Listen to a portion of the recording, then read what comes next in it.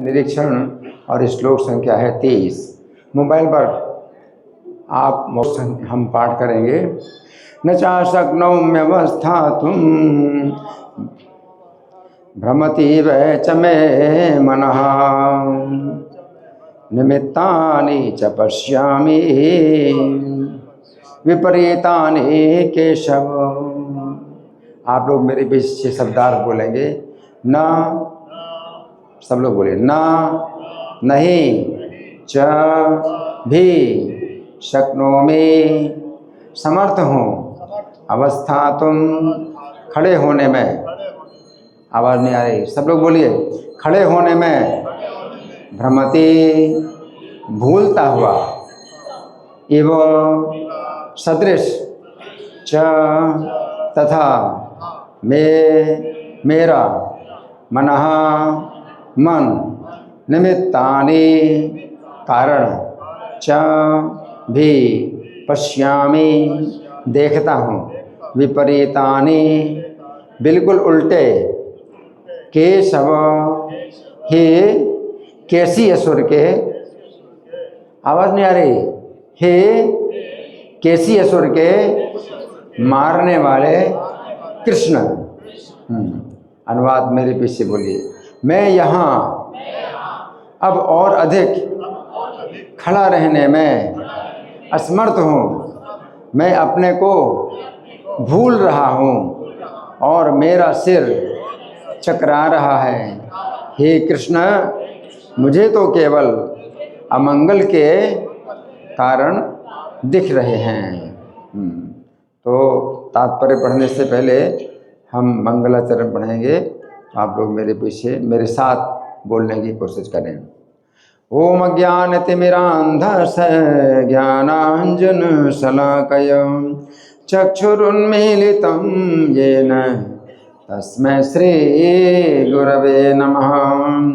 श्रीचैतन्यमनोभीष्टं स्थापितं येन भूतले स्वयं रूपः कदा मह्यं ददाति स्वपदान्तिकं।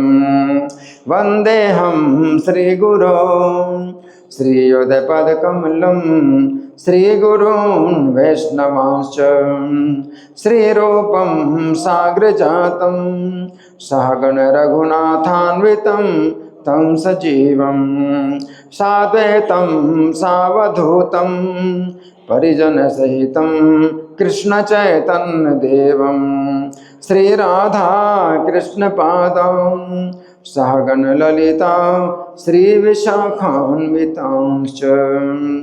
हे कृष्ण करुणा सिंधु दीनबंधो जगत्पते गोपेश गोपिका कांत राधाकांत नमोस्तुते। तप्त कांचन गौरांगी राधे वृंदावनेश्वरी वृषभानुसुते देवी प्रणमामि हरिप्रिये। वाञ्छाकल्पतरुभ्यश्च कृपा सिन्धुभ्यैव च पतितानां पावनेभ्यो वैष्णवेभ्यो नमो नमः। जय श्री कृष्ण चैतन्य प्रभु नित्यानंद श्री अद्वैत गदाधर श्रीवासादि गौर भक्तवृंद। हरे कृष्णा कृष्ण कृष्ण हरे हरे, हरे राम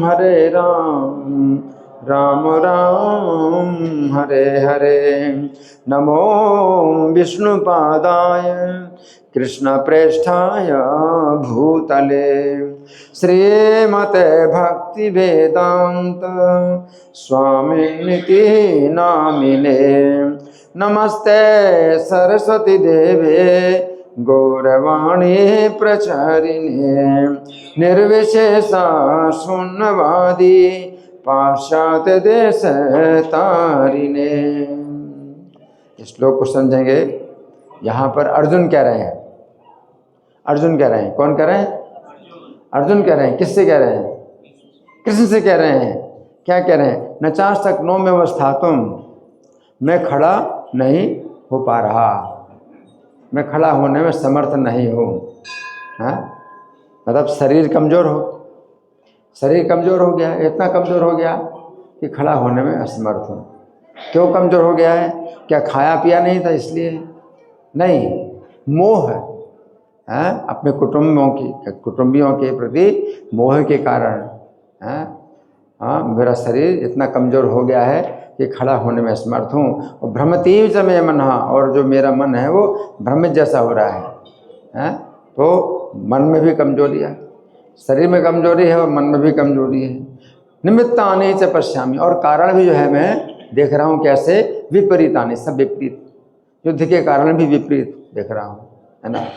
तो हम सुनेंगे प्रभुपाद तात्पर्य में क्या लिखते हैं। श्रील प्रभुपाद की जय। अपने अधैर्य के कारण अर्जुन युद्ध भूमि में खड़े रहने में असमर्थ थे। तो धैर्य नहीं, अब धैर्य छूट गया उनका, अधीर हो गए। क्यों अधीर हो गए? कि अब ये क्या हो गए, सब मरेंगे। उनके हाथ में अगर धनुष है और तरकश कैसा, अक्षय तरकश का मतलब क्या है कि उसमें चाहे जितने बाण निकालो खत्म नहीं होंगे।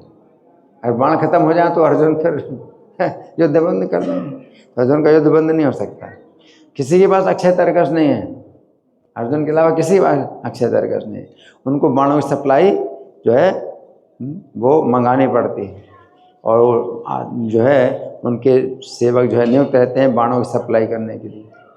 बाण खत्म हो जाते हैं, बाण की सप्लाई होती है। अर्जुन को बाणों की सप्लाई नहीं चाहिए। अर्जुन के जो 2 तरकश हैं पीछे, एक इधर है एक इधर है, दोनों कंधों के पीछे, और जितने तरह बाण निकालने हैं निकलते जाएंगे, करोड़ों करोड़ों बाण निकलते जाते हैं, और 1 मिनट में वो लाखों बाण छोड़ते हैं। इतनी हाथ की फुर्ती है, तो क्या होगा, मरेंगे, सब मरेंगे, कोई नहीं बचेगा अर्जुन के सामने। अब अधीर हो गए अर्जुन, अगर युद्ध है मैं करूँगा तो सब मरेंगे, है ना। तो क्या हो गए, अधीर हो गए। तो यहाँ प्रभुपाद लिख रहे हैं कि अर्जुन अधीर होने के कारण युद्ध भूमि में खड़े रहने में असमर्थ थे, और अपने मन की इस दुर्बलता के कारण उन्हें आत्मविस्मृति हो रही थी। तो मन की दुर्बलता है ना, तो वैसे मन की कोमलता है, अर्जुन के मन की कोमलता है, और वैष्णव है तो मन कोमल है। परंतु युद्ध भूमि में जहाँ युद्ध का अवसर हो वहाँ ये कोमलता क्या मानी जाती है, दुर्बलता। ये दुर्बलता है, वहाँ तो कठोर होना चाहिए, मन जो है एकदम कठोर होना चाहिए, और कठोरता से जो है क्या युद्ध करना है ना। जो भी सामने आए मारो या मरना, कुछ अब जरूरत नहीं है, कोमल होने की कोई ज़रूरत नहीं है। और ये युद्ध के लिए स्वयं चुनौती दे रहे हैं। अर्जुन अपनी तरफ से युद्ध नहीं कर रहे हैं, ये लोग कह रहे हैं। ये क्या कह रहे हैं कि हिस्सा नहीं देंगे तुम्हारा, बिल्कुल अधर्म के पूरे अधर्म के बल पर बोल रहे हैं कि सुई की नोक के बराबर भी जमीन नहीं मिलेगी बिना युद्ध के। युद्ध करो, हमें मारो और जमीन लो। मरने के लिए जो है तैयार हैं। और अर्जुन अगर नहीं मारना चाहते हैं तो क्या कहेंगे, तुम तो डरने वाले, डर गए। तो यहाँ पर अर्जुन की जो कोमलता है ये क्या है, प्रभुपाद क्या लिख रहे हैं, ये दुर्बलता है। मन की क्या है, दुर्बलता, हृदय की दुर्बलता, है ना। तुच्छम हृदय दौर्बल्यम, तुच्छ हृदय की दुर्बलता है, तुच्छ है, कोई महानता नहीं है। वैसे क्या बहुत महानता है, हृदय कोमल होता है, मन में कोमलता होती है तो बड़ी महानता है, बहुत बड़ा गुण माना जाता है। ये तुच्छ हृदय की दुर्बलता है, क्योंकि ये लोग क्या मानेंगे कि तुम जो है डर के मारे युद्ध नहीं कर रहे हो। अगर ताकत हो तो युद्ध करो, अपनी शक्ति दिखलाओ, वो तो ये कह रहे हैं, है ना। तो यहाँ पर अर्जुन को जो है कोमलता जो आ रही है, तो इसका क्या होगा कि उनका जो है अपमान होगा, उपहास होगा, हैं, और वे जो है निंदा करेंगे अर्जुन की। तो यहाँ प्रभुपाद लिख रहे हैं कि भौतिक वस्तुओं के प्रति अति अधिक आसक्ति के कारण व्यक्ति ऐसी मोहमयी स्थिति में पड़ जाता है। भयम द्वितीय अभिनिवेशता स्यात्, भागवत 11:2-37। ऐसा भय और मानसिक असंतुलन उन व्यक्तियों में उत्पन्न होता है जो भौतिक परिस्थितियों से ग्रस्त होते हैं। अर्जुन को क्या है, ये मोह है, अपने परिवार का मोह है, अर्जुन किसी भी युद्ध में जो है पीछे नहीं हटे। बाकी किसी के लिए भी ऐसा नहीं कहा जा सकता कि पीछे ना हटाओ। जैसे मान लो भीष्म जी बहुत बड़े महारथ हैं, फिर होता क्या है, अगर सारथी मर गया तो घोड़े लेकर के भाग जाएंगे, तो भीष्म जी को युद्ध बंद करना पड़ेगा। अगर सारथी मर जाए, द्रोणाचार्य का भी इतने बड़े महारथी हैं द्रोणाचार्य, सारथी मर जाए तो घोड़े जो है भाग जाएंगे और वो युद्ध नहीं कर पाएंगे। लेकिन अर्जुन के सारथी तो कृष्ण है, इसलिए किसी भी मतलब मामले में अर्जुन, और बाणों की सप्लाई नहीं होगी, बाण खत्म हो जाएं तो युद्ध बंद हो जाएगा, तो अर्जुन के बाण कभी खत्म होने वाले नहीं, है ना। तो अर्जुन के घोड़े भी दिव्य हैं, सारथी साक्षात श्री कृष्ण हैं, जो तरकस हैं वो अक्षय तरकस हैं। तो अर्जुन का जो है कोई भी कारण नहीं है, कभी भी किसी युद्ध में वो पीछे नहीं हटे, है ना। तो यहाँ पर प्रभुपाद लिख रहे हैं कि ये भौतिक परिस्थितियों से ग्रसित हैं, भौतिक संबंध है, भौतिक संसार के जो संबंध हैं अनित्य संबंध है, ये इनसे ग्रस्त हैं। आगे अर्जुन को युद्ध भूमि में केवल दुखदायी पराजय सी की प्रतीति हो रही थी। मतलब अगर जीत जाएंगे, अर्जुन अगर जीत जाएंगे तो क्या सोचते हैं, अपने कुटुंब का वध करके, अपने कुटुंब की हत्या करके हम जो है ये जो राज्य सुख हैं, हाँ हम जो भोगेंगे, ये हमारे लिए क्या है, बड़ा कष्ट है, बड़ा कष्ट की बात। हम तो इनके लिए राज्य चाहते हैं, इनके लिए सुख चाहते हैं, भोग और सुख और राज्य हम तो इनके लिए चाहते हैं, और ये जो है मारे जाएंगे हमारे यहाँ तो हम क्या राज्य कर रहे हैं और हम क्या सुख भोगेंगे। अर्जुन के अंदर त्याग, इतनी त्याग की भावना है। तो अर्जुन सोच रहे हैं कि ये हमारी बहुत बड़ी पराजय होगी कि हम इनको मार करके राज्य प्राप्त करेंगे, सुख प्राप्त करेंगे, हमारी बहुत बड़ी पराजय होगी। इसलिए अर्जुन ने अंत में यही कहा कि सबसे अच्छा मेरे लिए है कि मैं युद्ध ना करूं और ये मुझे मार डालें, अपने हाथ में शस्त्र से मार डालें और मैं युद्ध नहीं करूं, तो उसमें मेरी ज़्यादा सुरक्षा है। अर्जुन ये सोच रहे हैं। यहाँ प्रभुपाद लिखते हैं, वे शत्रु पर विजय पाकर भी सुखी नहीं होंगे। निमित्तानि विपरीतानि शब्द महत्वपूर्ण है। जब व्यक्ति को अपनी आशाओं में केवल निराशा दिखती है तो वो सोचता है मैं यहाँ क्यों हूँ। प्रत्येक प्राणी अपने मैं तथा अपने स्वार्थ में रुचि रखता है। किसी की भी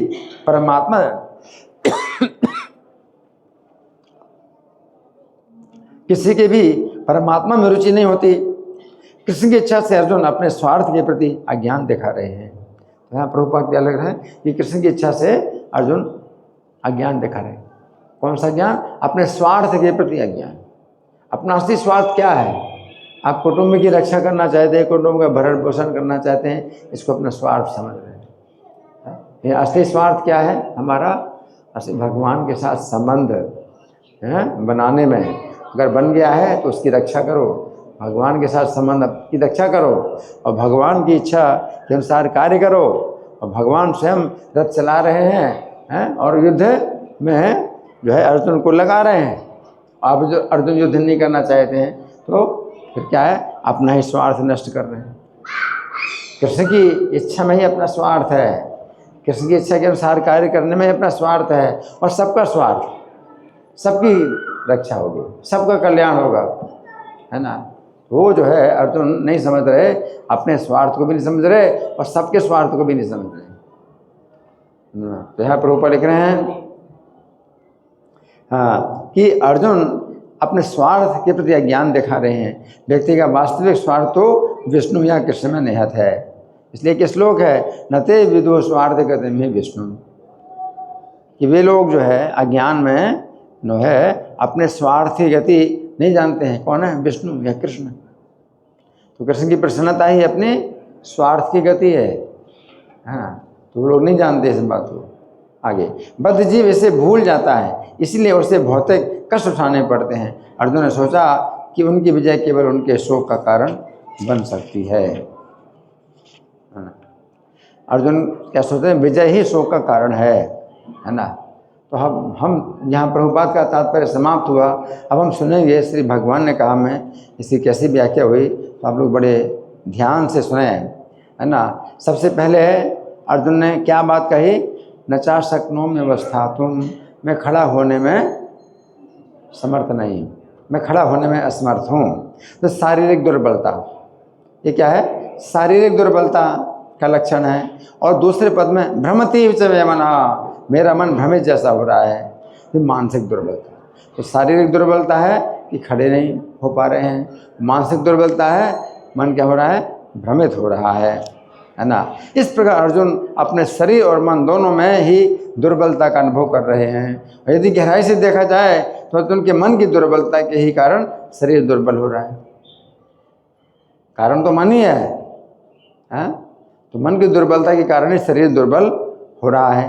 परंतु मन की दुर्बलता का कारण क्या है? मन की दुर्बलता का कारण है मन का भ्रमित होना। क्या? मन का भ्रमित होना। तो यहाँ पर अर्जुन का मन भ्रमित हो रहा है। कैसे भ्रमित हो रहा है? जैसे मथानी क्या होती है? भ्रमित होती है। कैसे? जिस प्रकार कोई मथानी अपने चारों ओर लिपटी हुई रस्सी के एक सिरे के खींचे जाने का एक ओर से भ्रमित होती है और दूसरे सिरे के खींचे जाने के कारण दूसरी ओर भ्रमित होती है। मथानी कैसी है? ऐसी है, इधर से खींचते तो ऐसे घूमती, ऐसे घूमती जाती, फिर इधर से रस्सी खींचते तो ऐसे घूमती जाती, ऐसे, है ना। मन इसी प्रकार से क्या हो रहा है? एक तरफ मन का जो बंधन है वो युद्ध की तरफ अर्जुन को लगा रहा है कि युद्ध करना है ना। तो क्षत्रिय का स्वभाव है और युद्ध का अवसर मिले तो युद्ध छोड़ना नहीं चाहता। क्षत्रिय का स्वभाव है कि युद्ध से नहीं भागना, युद्ध को नहीं छोड़ना। युद्ध का अवसर उसको जो है बड़ा ऐसा आकर्षक लगता है कि युद्ध का अवसर मिला। तो एक तरफ से युद्ध की जो इच्छा है, क्षत्रियपन का स्वभाव है, तो युद्ध के लिए ऐसे इधर तो मन ऐसे घूम रहा है। और फिर दूसरा कुटुंब का मोह है, तो युद्ध ना करने की भी जो है इच्छा है, वो ऐसी उल्टी, तो अर्जुन का उल्टी तरफ घूम रहा है। मथानी होती ना, घूमती जाती तो ऐसे घूमती जाती, फिर घूमती तो ऐसे घूमती जाती, तो उल्टी सीधी दोनों दिशा में घूमती है ना। तो रस्सी के एक सिरे के खींचे जाने के कारण एक ओर से मथानी भ्रमित होती है और रस्सी के दूसरे सिरे के खींचे जाने के कारण दूसरी ओर से भ्रमित होती है। उसी प्रकार अर्जुन का मन दोनों ओर भ्रमित हो रहा है। दोनों ओर मतलब युद्ध करने की ओर और युद्ध ना करने की ओर, दोनों तरफ भ्रमित हो रहा है। यदि अर्जुन की मन की तुलना मथानी से की जाए, अर्जुन का मन क्या हो गया? मथानी हो गया। तो क्षत्रिय स्वभाव के कारण उनकी युद्ध करने की इच्छा रस्सी के एक सिरे के समान है, एक तरफ युद्ध करने की इच्छा है ना। और अपने परिवार के मोह के कारण उनकी युद्ध ना करने की इच्छा रस्सी के दूसरे सिरे से की जाए तो हम समझ सकते हैं अर्जुन का मन मथानी के समान है, दोनों ओर से भ्रमित हो रहा है। इस प्रकार हम देखते हैं अर्जुन का मन दोनों इच्छाओं के बीच में फंसा हुआ है और दोनों इच्छाएं प्रबल है। मोह भी बड़ा प्रबल है और क्षत्रिय का स्वभाव भी बड़ा प्रबल है ना। फिर क्षत्रिय का प्रबल स्वभाव होने के कारण अर्जुन इस युद्ध को कदापि नहीं छोड़ सकते, परंतु अपने परिवार के प्रति प्रबल मोह के कारण अर्जुन को ये युद्ध छोड़ना पड़ रहा है। तो गीता के 18वें अध्याय के 60वें श्लोक में भी इस बात की पुष्टि हुई है। भगवान कहते हैं कि तुम जिस युद्ध को मोहवश नहीं करना चाहते हो, उस युद्ध को अपने स्वभाव से उत्पन्न कर्म द्वारा बंधे होने के कारण विवश होकर करोगे। स्वभाव जेन कौन्ते न बद्धा स्वयं कर्मणा, अपने स्वभाव के कारण तुम जिस कर्म से बंधे हो, कर तुम नैसी जन्मोहा, तो मोह के कारण नहीं करना चाहते हो, करे से अवश्य हो, लेकिन विवश होकर करोगे। क्षत्रिय का स्वभाव है तुम्हारा, तो भगवान कह रहे हैं, है ना। इस प्रकार अर्जुन के ऊपर दो प्रकार के बंधन हैं, क्षत्रिय स्वभाव का बंधन और पारिवारिक मोह का बंधन। तो भगवान कहते हैं 60वें श्लोक में 18वें अध्याय का कि अर्जुन का क्षत्रिय स्वभाव बहुत प्रबल है। अर्जुन के मोह के बावजूद भी अर्जुन को युद्ध करना ही पड़ेगा युद्ध, है ना। तो गीता के 6वें अध्याय में मन के विषय में अनेक प्रकार की शिक्षाएं हैं। यहाँ तो भगवान अर्जुन कह रहे हैं मेरा मन भ्रमित है, तो मन के संबंध में 6वें अध्याय में भगवान क्या कहते हैं कि व्यक्ति को चाहिए अपने मन की सहायता से अपना उद्धार करे, अपने को नीचे ना गिरने दे। उद्धरेदात्मनात्मानम नात्मानम अवसादे। अपने मन के द्वारा अपना उद्धार करो और अपने मन के द्वारा अपने को जो है नीचे मत गिराओ, है ना। ये मन बुद्ध जीव का मित्र भी है, शत्रु भी है। मन तो आत्मे में आत्मनो बंधु आत्मे विरिपुरात्मनः। तो मन ही जो है अपना बंधु मित्र है, आत्मा विरिपुरात्मनः, और मन ही अपना शत्रु है ना। और फिर 6ठे श्लोक में भगवान कहते हैं जिसने मन को जीत लिया है उसके लिए मन सर्वश्रेष्ठ मित्र है। बंधु आत्मात्मनस्तस्य ये नात्मे आत्मना जिता, कि मन जो है अपना मित्र है जिसने मन को बस में कर लिया। ये नात्मे आत्मना जिता अनात्मस्तु शत्रुत्वे वर्तित आत्मे शत्रुवत। परंतु जो नहीं ऐसा कर पाया, मन को बस में नहीं कर पाया, तो मन ही उसका शत्रु की तरह कार्य करता है ना। फिर अगले श्लोक में भगवान कहते हैं जिसने मन को जीत लिया है उसने पहले ही परमात्मा को प्राप्त कर लिया है, क्योंकि उसने शांति प्राप्त कर ली है ना। तो वो कैसा है? परमात्मा समाहिता जितात्मना प्रशांत से परमात्मा समाहिता। जिसने मन को जीत लिया है तो वो उसको प्रशांत हो गया, मतलब प्रकृष्ट रूप से शांत हो जाता है, वो परमात्मा को प्राप्त कर लेता है ना। और ऐसे के लिए ऐसे व्यक्ति सुख दुख सर्दी गर्मी मान अपमान एक जैसे हैं। शीतोष्ण सुख दुख कैसो तथा मान अपमान हो। सर्दी गर्मी सुख दुख और मान अपमान में वो समान होता है। इन बातों से पता चलता है आध्यात्मिक जीवन में मन का बहुत महत्व है। आध्यात्मिक जीवन में मन का बहुत महत्व है। और श्रील प्रभुपाद मन के विषय में अमृत बिंदु उपनिषद का एक मंत्र उद्धृत करते हैं। मन एव मनुष्याणाम कारणम बंधन मोक्षयो। मन क्या है? मनुष्यों के लिए बंधन का भी कारण और मुक्ति का भी कारण मन ही। बंधाय विषयासंगो, अगर विषयों में मन बंधा हुआ है तो मन जो है आत्मा को भौतिक संसार से बांधेगा। और मुक्त निर्विषय।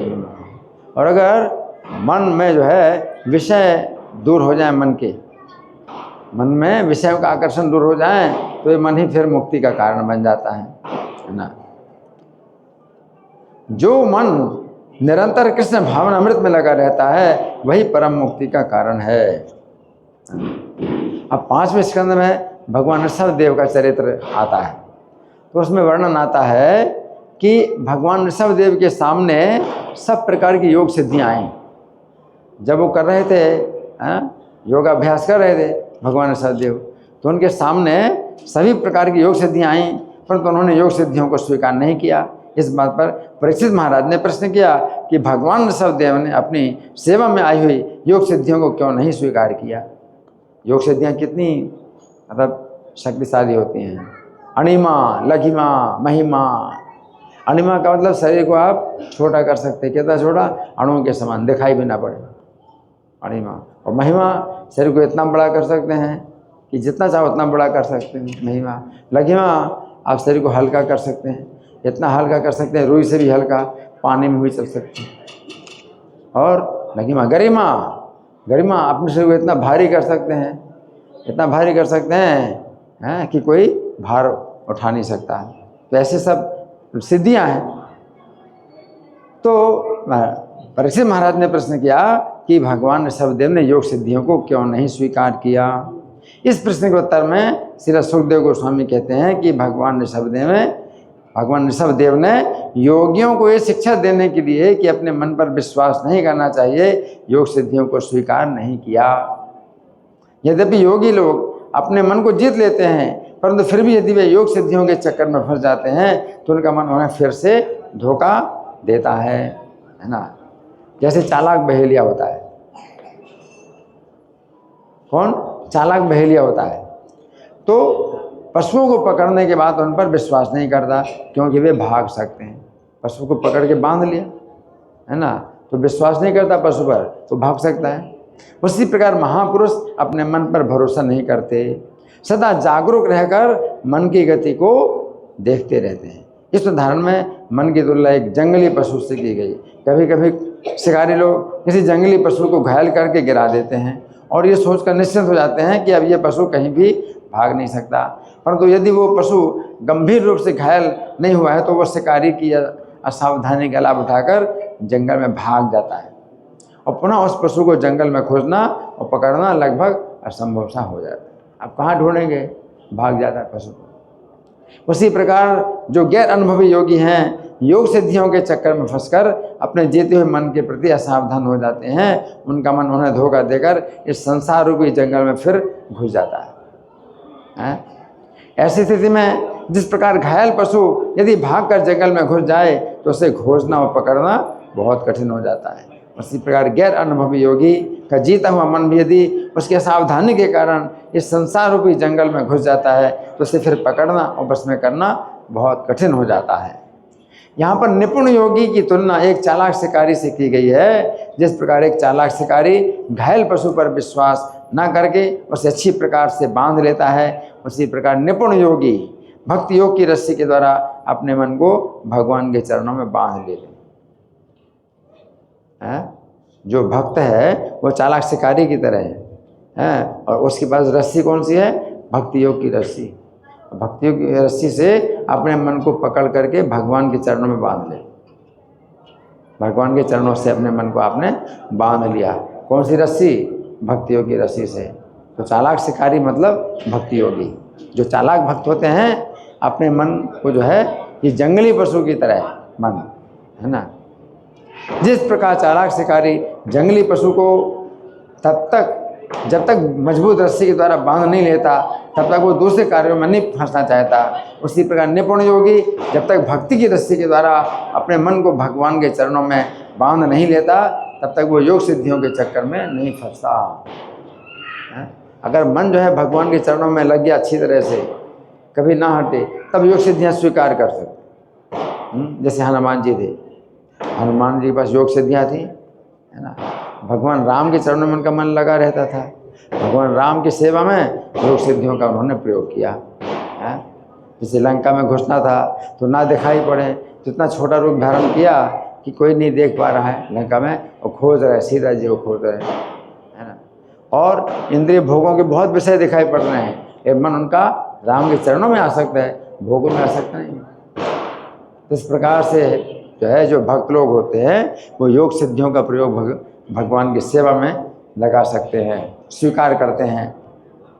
इसका अर्थ है ये है कि कोई व्यक्ति चाहे कर्म योगी हो या ध्यान योगी हो या ज्ञान योगी हो, परंतु जब तक वो भक्ति योग के धरातल पर नहीं आ जाता है तब तक उसे मन पर विश्वास नहीं करना चाहिए। जब तक भक्ति योग के धरातल पर नहीं आए, कर्म योग, ज्ञान योग, अष्टांग योग है ना, तो इनसे जो है आपका मन जो है विश्वसनीय नहीं है, क्योंकि भगवान के चरणों में नहीं बंधा है। भक्ति योग के धरातल पर आपका मन भगवान के चरणों से बंध गया तो अब फिर क्या होता है कि सुरक्षा रहती है। जब योगी देखता है कि उसका मन भगवान के चरणों में आसक्त हो गया है, उसके मन को भक्ति के रस का आस्वादन मिलने लगा है, तब वो निश्चिंत हो जाता है। अब निश्चिंत क्या, उसको भक्ति के रस का आस्वादन मिल रहा है, भगवान के चरणों की सेवा, अब निश्चित हो जाता है। ऐसी स्थिति में योगी का मन भगवान के चरणों को छोड़कर कहीं भी नहीं जा सकता। ये उसी प्रकार है जिस प्रकार किसी जंगली पशु को बंधे हुए रहकर अच्छी प्रकार से भोजन पानी मिलने लगता है तो उसी बंधन में ही वो रहना चाहता है। बंधा हुआ पशु अच्छा भोजन पानी पाता है तो फिर वो बंधा रहता है, अब वो छोड़ के नहीं जाता है। ऐसी स्थिति में ये मन हमारा सबसे बड़ा मित्र बन जाता है। इस संबंध में गोपियों का उदाहरण अत्यंत उपयुक्त है। गोपियाँ कैसी हैं? गोपियों का मन श्री कृष्ण के चरणों में इतना अधिक आसक्त है, यदि वे अपने मन को श्री कृष्ण से हटाना भी चाहें तो भी हटा नहीं सकते।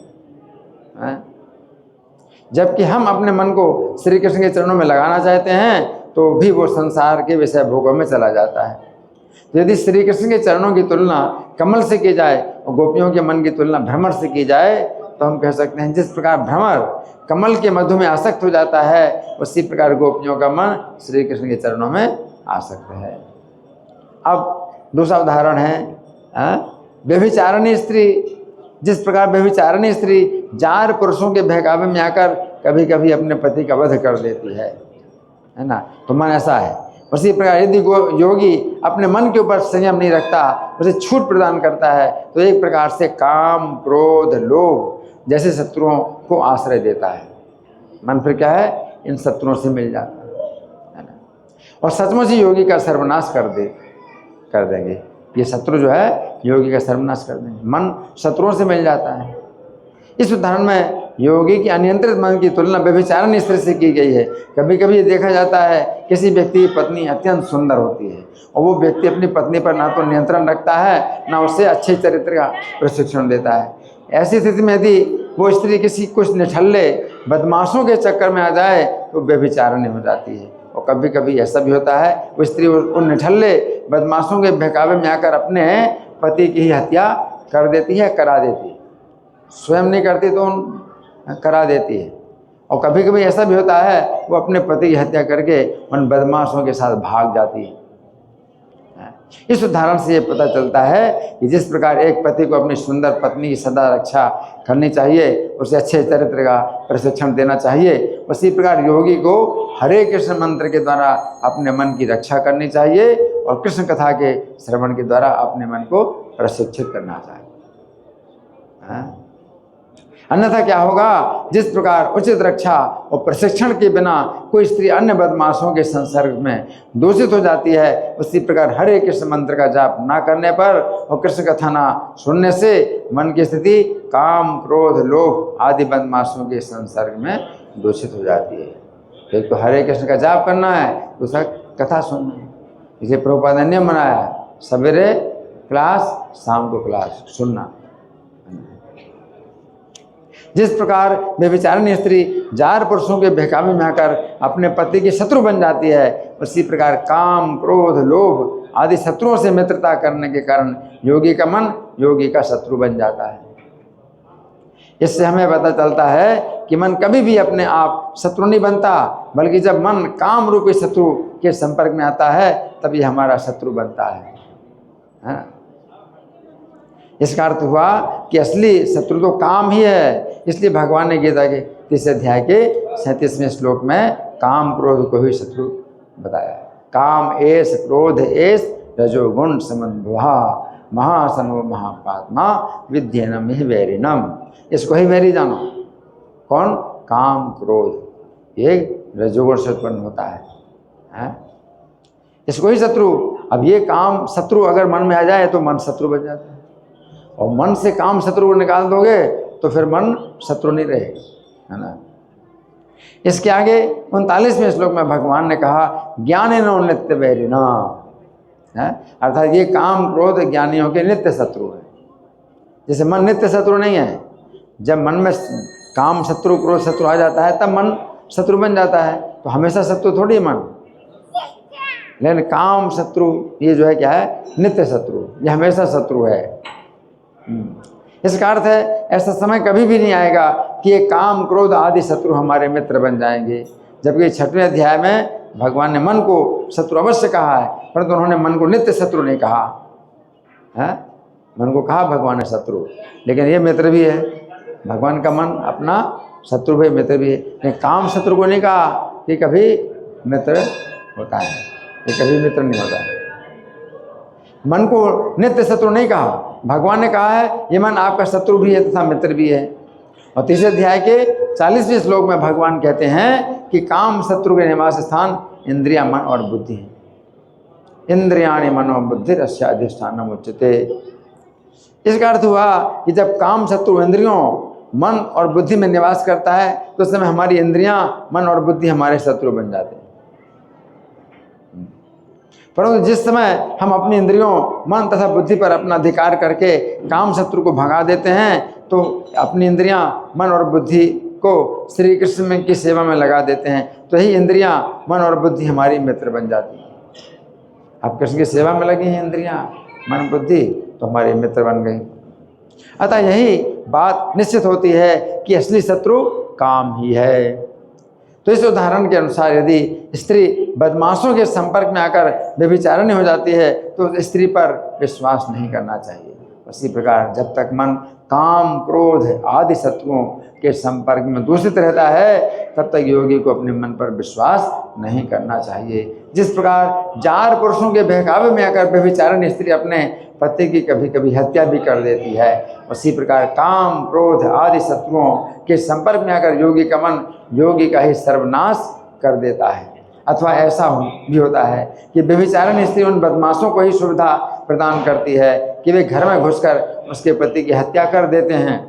उसी प्रकार ये दूषित मन ही काम क्रोध आदि शत्रुओं को अवसर प्रदान करता है कि वे योगी का सर्वनाश कर देते हैं।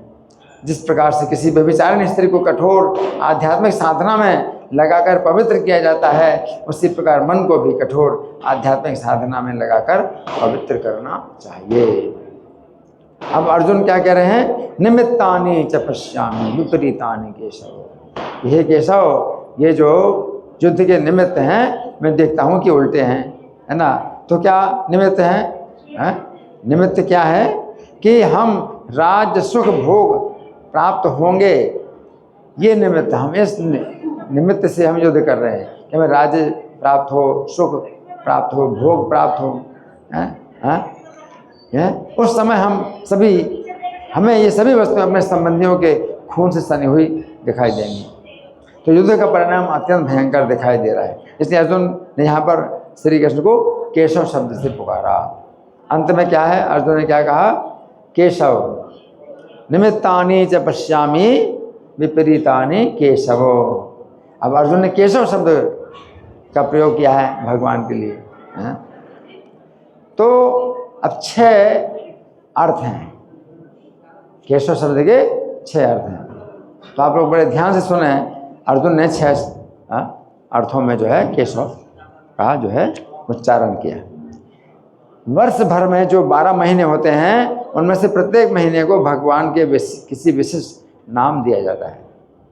महीने का नाम भगवान का कोई प्रत्येक मंत्र, है ना। जिस दिन महाभारत युद्ध प्रारंभ हुआ और भगवत गीता के रूप में श्री कृष्ण अर्जुन का संवाद हुआ, वो अग्रहायण का महीना शुक्ल पक्ष की एकादशी है। कौन सा महीना है? अग्रहायण का महीना है। क्योंकि अग्रहायण के महीने को केशव मास कहा जाता है। 12 महीने हैं, 12 महीनों के अपने अपने नाम हैं, आध्यात्मिक नाम है। तो इसका आध्यात्मिक नाम क्या है? अग्रहायण महीने का आध्यात्मिक नाम क्या है? केशव मास। केशव मास। अर्जुन का भाव है कि हे केशव, आपके इस नाम के महीने में ऐसा भयानक परिणाम वाला युद्ध क्यों हो रहा है? आपके इस नाम वाले महीने में ऐसा भयानक परिणाम वाला युद्ध क्यों हो रहा है? अर्जुन ने क्या कहा? हे केशव। फिर दूसरा, केशव नाम का अर्थ है वो व्यक्ति जिसने केसी नामक असुर का वध किया था। इसलिए भगवान को केशव कहा जाता है। अर्जुन का भाव है कि हे केशव, आपने तो केसी नामक असुर का वध किया था, फिर मुझसे आप मेरे अपने ही परिवार का वध क्यों करा रहे हैं? अर्जुन का क्या कह रहा है? आप तो अपने परिवार का वध थोड़ी कर रहे हैं, आप तो हमेशा असुरों का वध करते हैं, लेकिन यहाँ पर आप मुझसे मेरे परिवार का वध क्यों करा रहे हैं? हे केशव, आपने तो केसी का वध किया था। वो केसी कौन था? आपके परिवार का थोड़ी था। कौन था? असुर था, है ना। तो इसलिए केशव अर्जुन कह रहे हे केशव। तो तीसरा अर्थ क्या है? वो पुरुष जिसके केस वक्र हैं। केशव का अर्थ क्या है? वो पुरुष जिसके केस वक्र हैं, अर्थात घुंघराले हैं। तो श्री कृष्ण के बाल घुंघराले, काले और बहुत चिकने हैं। इन बालों से घिरा हुआ श्री कृष्ण का मुख अत्यंत सुंदर लगता है। परंतु अर्जुन की शिकायत है कि हे केशव, जिस प्रकार आपके बाल घुंघराले अर्थात टेढ़े हैं, उसी प्रकार से आप मुझसे भी टेढ़ा कार्य करा रहे हैं। आपके बाल क्या हैं? टेढ़े हैं, है ना, वक्र हैं। अच्छा, चौथा अर्थ क्या है? केशव। तो केशव में पहला अक्षर है का, फिर दूसरा है ईश और तीसरा है वा। का अर्थ है ब्रह्मा, ईश का अर्थ है शिव और वा का अर्थ है वपु अर्थात शरीर। इस प्रकार का ईश वपु जो शब्द बनता है वो केशव है। इस प्रकार केशव का अर्थ हुआ वो पुरुष जिसके शरीर में ब्रह्मा और शिव का निवास है। इससे पता चलता है कि श्री कृष्ण की पूजा से ब्रह्मा और शिव की पूजा अपने आप हो जाती है। का माने ब्रह्मा, ईश माने शिव और वा माने वपु शरीर, जिनके शरीर में ब्रह्मा और शिव उनकी अलग से पूजा करने की कोई आवश्यकता नहीं है। यहाँ पर अर्जुन का भाव है कि हे केशव, यदि आपकी इच्छा है कि युद्ध हो तो ब्रह्मा शिव जी भी इस युद्ध को रोक नहीं सकते। आपकी इच्छा है ना, तो ब्रह्मा शिव भी रोक नहीं सकते, है ना। फिर पांचवा, श्री विश्वनाथ चक्रवर्ती ठाकुर ने केशव शब्द का एक ऐसा भी अर्थ बतलाया है जो केवल श्री कृष्ण के ही लिए लागू होता है। विश्वनाथ चक्रवर्ती ठाकुर ने केशव का एक ऐसा भी अर्थ बताया है, जो अभी तक जितने अर्थ बताए हैं वो तो भगवान के सभी अवतारों के लिए है, लेकिन ये जो अर्थ है ये केवल कृष्ण के लिए है। क्या है ये अर्थ? श्री कृष्ण के किसी अन्य अवतार के लिए लागू नहीं होता। इसके पहले केशव शब्द के जितने अर्थ थे श्री कृष्ण अन्य अवतारों के लिए भी लागू होते हैं, परंतु ये नवीन अर्थ केवल श्री कृष्ण के ही लिए है। तो चक्रवर्ती जी बतलाते हैं कि केशव का अर्थ है वो पुरुष जो अपनी प्रिया का केश विन्यास करे। केशव श्री कृष्ण के विषय में बतलाया जाता है, वे श्री राधा रानी के केशों में पुष्पों की सजावट करते हैं। ये श्री कृष्ण की अति मधुर लीला है। तो यहाँ पर अर्जुन का भाव है कि हे केशव, आश्चर्य है आप अत्यंत मधुर लीलाओं में आसक्त होते हुए भी युद्ध की अत्यंत भयानक लीला करने में भी निपुण। आप इतनी मधुर लीला में आसक्त हैं और साथ साथ युद्ध की अत्यंत भयानक लीला भी करने में निपुण हैं। तो छठा है, जयदेव गोस्वामी ने श्री कृष्ण को केशव नाम से संबोधित किया है, जो समस्त अवतारों के कारण है। केशव धृता दसविध रूपा जय जगदीश हरे। 10वां अवतारों में जो है जयदेव गोस्वामी केशव नाम का प्रयोग करते हैं। केशव के ही जो है सब अवतार है ना। तो अर्जुन का भाव है कि हे केशव, आपके समस्त अवतार पृथ्वी का भार उतारने, असुरों का विनाश करने और साधुओं की रक्षा के लिए होते हैं। संभवतः इस युद्ध के आयोजन में अभी आपका यही उद्देश्य होगा। आपके जितने अवतार होते हैं किस लिए होते हैं? धर्म की स्थापना करने के लिए, साधुओं की रक्षा करने के लिए और दुष्टों का विनाश करने के लिए हैं। तो आपका शायद यही प्रयोजन है। तो प्रभुपाद तात्पर्य में लिखते हैं कि व्यक्ति का वास्तविक स्वार्थ तो कृष्ण में ही निहित है। ये प्रभुपाद ने ऐसा कहा। इससे यही बात पुष्ट होती है कि प्रत्येक जीव को श्री कृष्ण की उसी प्रकार से शरण ग्रहण करनी चाहिए जिस प्रकार अर्जुन ने श्री कृष्ण की शरण ग्रहण की। अर्जुन ने फिर अंत में श्री कृष्ण की शरण ग्रहण की और क्या कहा? करिष्ये वचनम तव, आपके आदेश का मैं पालन करूँगा, है ना। तो यहाँ हमने कुछ चर्चा की इस श्लोक की, और हमारे पास कुछ समय है तो आप लोगों के साथ में कुछ चर्चा हो, कोई मंथन हो, कोई प्रश्न हो, या मैं प्रश्न करूँ? मैं प्रश्न करूँ, ठीक है? तो ठीक है, मैं प्रश्न कर रहा हूँ। अच्छा, तो केशव नाम के जो 6 अर्थ हैं जो हमने चर्चा की है, तो उनमें पहला क्या है? केशव नाम का पहला अर्थ क्या है जो अर्जुन केशव भगवान को कह रहे हैं? कौन बताएगा? महीने का। धन्यवाद। 12 महीने हैं, तो ये जो है ये महीना केशव महीना। मार्गशीर्ष मासा नाम मार्गशीर्षोहम, मार्गशीर्ष महीना है ना, केशव मास कहलाता है। तो आपके इस महीने में जो है ऐसा भयानक युद्ध हो रहा है ना, तो अर्जुन की शिकायत है। दूसरा, केशव का अर्थ क्या है? कौन बताएगा? केशेश्वर को मारा। धन्यवाद। केशेश्वर को मारा है ना, तो अर्जुन का फिर क्या भाव है? आपने केशेश्वर को मारा, तो अब अर्जुन कहना क्या चाहते हैं? आप तो असुरों को मारते हैं और आप हमसे आप जो है कुटुंबियों का वध करवा रहे हैं, है ना। तो अर्जुन का ये भाव है। अच्छा, आप केशव का तीसरा अर्थ क्या है? कौन बताएगा? है घुंघराले वाले। बहुत ध्यान से सुना है माता जी। हाँ, तो उनके बाल घुंघराले हैं, है ना। तो बाल घुंघराले हैं, है ना, वक्र हैं, टेढ़े हैं, है ना। तो अर्जुन का क्या भाव है इसमें?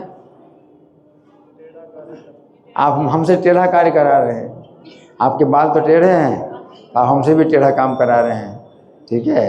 अच्छा, अब चौथा अर्थ क्या है केशव का? नहीं, का अर्थ है ब्रह्मा और ईश का अर्थ है शिव और वाह का मतलब बपू शरीर, जिनके शरीर में ब्रह्मा और शिव। तो इसमें क्या अर्जुन का कहना है? हाँ हाँ, आपकी पूजा सबकी पूजा हो जाती है। और यदि आपकी इच्छा है युद्ध हो तो ब्रह्मा शंकर भी रोक नहीं सकते। तो यहाँ पर जो है अर्जुन का ये भाव। फिर पांचवा, अब पांचवा केशव का अर्थ क्या है?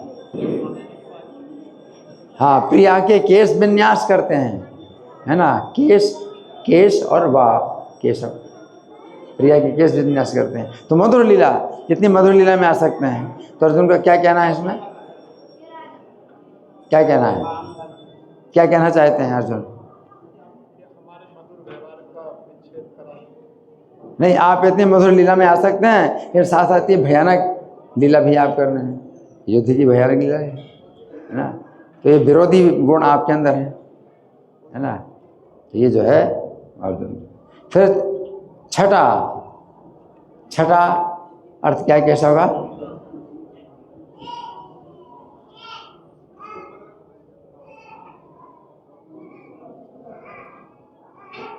सभी अवतारों के कारण जयदेव गोस्वामी ने कृष्ण का जो है 10 अवतारों में उन्होंने क्या कहा? केशव धृता, हाँ, मीन शरीरा जय जगदीश हरे। फिर केशव धृता, हाँ, शुकर रूपा जय जगदीश हरे।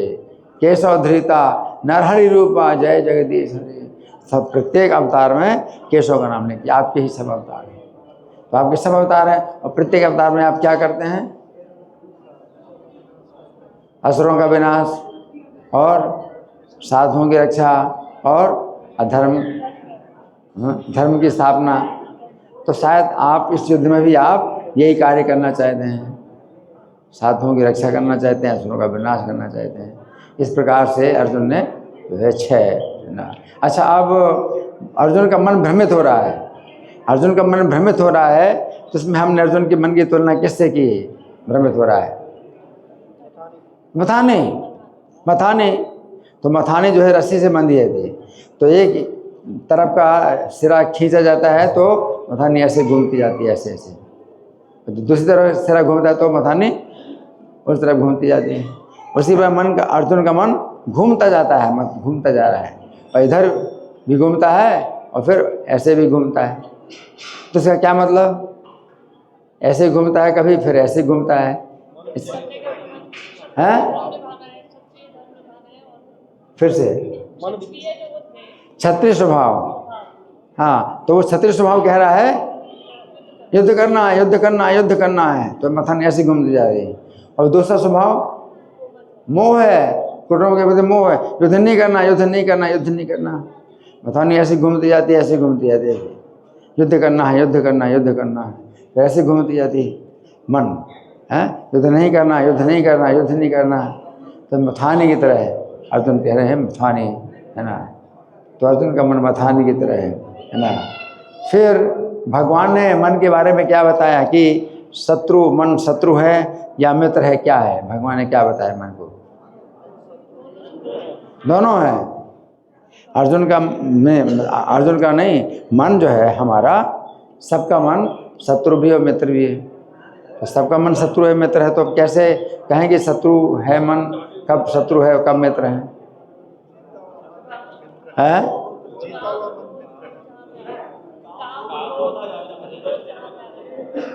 काम शत्रु, क्रोध शत्रु का मन में आ जाए तो मन शत्रु हो जाता है, उनको निकाल दें तो मित्र। तो भगवान ने एक दूसरी शब्दों में कहा कि मन जो है अगर बस में हो जाए तो मित्र बन जाता है, और मन अगर बस में नहीं है तो शत्रु का काम करता है ना। तो मन जो है, मन को हमें क्या करना पड़ता है कि इसको हमें मारना पड़ता है। अब हर व्यक्ति को मित्र बनाने के लिए ऐसा नहीं कर सकते कि आप मारपीट करोगे तो मित्र, वो तो और शत्रु बन जाएगा। ये मन ऐसा नहीं है, अगर इसको मारपीट करोगे तो मन जो है फिर मित्र बन जाएगा। तो मन की एक अलग ही बात है कि भाई इसको अगर बस में करना है तो इसको आप मारना है, पीटना है ना। तो भक्ति सिद्धांत छोटे ठाकुर कहा करते थे, प्रभुपाद के गुरु महाराज क्या कहा करते कि सोते समय आप मन को जो है 100 झाड़ू मारो सोते समय, और जब आप जागते हैं, सवेरे उठ करके जागते हैं, तो मन को 100 जूते मारो, है ना। तो क्या होगा, ये मन फिर जो है हो जाएगा, सही रास्ते में आ जाएगा, है ना। तो मन को जो है हमें इसी प्रकार से ताड़न करना होता है ना, लालन नहीं करना होता है ना। किसी शत्रु को तो अगर आप बस में करना है तो उसको आप कुछ जो है धन संपत्ति देते हैं, या जो है मीठा व्यवहार करते हैं, मीठी वाणी बोलते हैं, तो बस में हो जाता है। ये मन इस तरह से नहीं चलेगा। मन को अगर आप कोमलता से अगर ऐसे करोगे कि भाई ठीक है तुम्हारी जो मर्जी से करो, मेरे हिसाब से फिर चलो, तो नहीं, आपके हिसाब से नहीं चलेगा।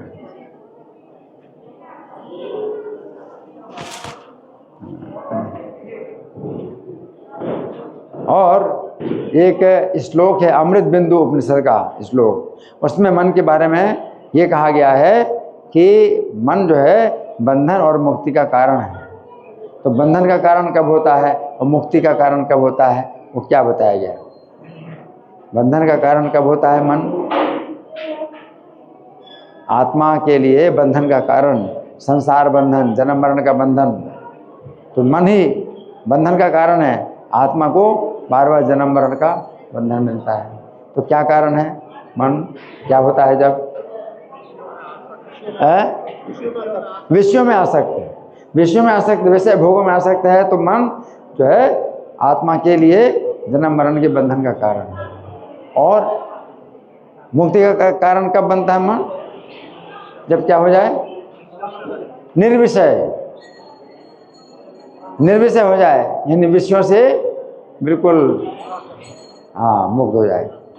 मुक्त है निर्विषय मना, है ना। और मन को जो है जो शिकारी का भी उदाहरण दिया जाता है कि शिकारी की जो भक्त हैं वो शिकारी की तरह होते, चालाक शिकारी। और मन की तुलना क्या की गई, किससे, जंगली पशु है। जंगली पशु, कोई भी जंगली पशु, तो उसको अगर मान लो बांध लिया, है ना, और फिर बाद में उसको जो है विश्वास कर लिया, भाई अब तो ये बंध चुका है, तो अगर वो विश्वास कर लेता है तो मन भाग जाए, पशु भाग जाए, है ना। तो मन को अच्छी प्रकार से बांधना है। तो जो भक्त लोग हैं मन को किस प्रकार बांधते, कौन सी रस्सी से बांधते हैं और कौन से खंभे से बांधते हैं। पशु को बांधने के लिए एक खंभा चाहिए और एक रस्सी चाहिए। तो कौन सा खंभा है और कौन सी रस्सी जी, भगवान के चरण से जो है बांधना है। और रस्सी भक्ति की रस्सी से मन को भगवान के चरण से बांध, है ना, तो उसको फिर सुख मिलने लगता है। तो बंधा हुआ पशु को अगर अच्छा खाना पीना मिलता है तो फिर वो बंधा रहता है, अब वो छोड़ने की इच्छा नहीं करता, वो कहता है मुझे बांध के रखो। उसी प्रकार से मन फिर जो है क्या कहता है कि मुझे कृष्ण के चरणों से बंधा रहने दो, क्योंकि मुझे सुख मिल रहा है। तो वो जो है मन है। धन्यवाद। ग्रंथराज श्रीमद् भगवद गीता की जय, श्रील प्रभुपाद की जय। हरे कृष्णा।